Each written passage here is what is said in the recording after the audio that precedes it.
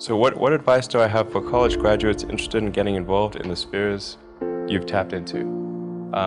Certainly I'd invite you to apply for a job at SolarCity or Tesla or SpaceX. If that doesn't work for whatever reason, then I guess apply to jobs at other companies in that arena or try starting a company. The space business is quite hard to start a company in the space business because it's such a capital intensive business. So it may be better to do something in solar power, or if you're going to do it in cars, do it as kind of a component supplier for cars or something like that. If you study engineering and you figure out how to design new things, then it's relatively easy to start a company. You just need to get a few like-minded people with you. How did you get the expertise to be the chief technology officer of a rocket ship company? I do have a physics background. That's helpful as a foundation. And then I read a lot of books and talked to a lot of smart people. I think my sort of drive to get it done is somewhat disconnected from hope, enthusiasm, or anything else. I actually just don't care about hope or enthusiasm, or motivation. I just give it everything I've got, irrespective of what the circumstances may be.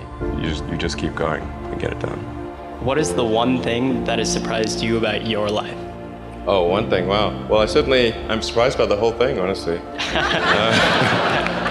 I certainly didn't expect for any of these things to happen, honestly. I knew I wanted to be involved in technology, in fact, the only reason I started a company back in '95, an internet company, was because I couldn't get it. There were only a few internet companies, and I couldn't get a job at any of them. I tried to get a job at Netscape, and sent my resume in and tried hanging out in the lobby, but I was too shy to talk to anyone. And then I was like, okay, well, I guess I'll have to start.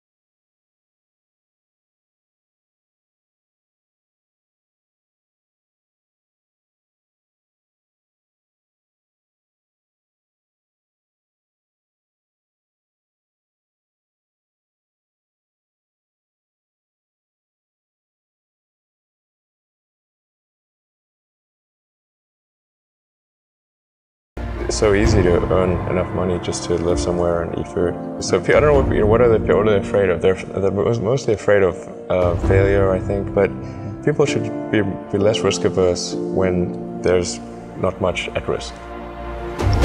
I always had sort of a slight existential crisis because I was trying to figure out what does it all mean? Like, what's the purpose of things?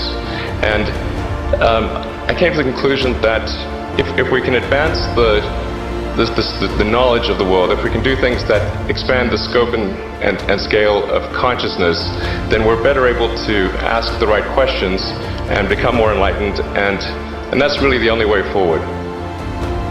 What drives you? What is it that when you wake up in the morning, do you see a problem and you want to solve it? I think the thing that drives me is that I want to be able to think about the future and feel good about that.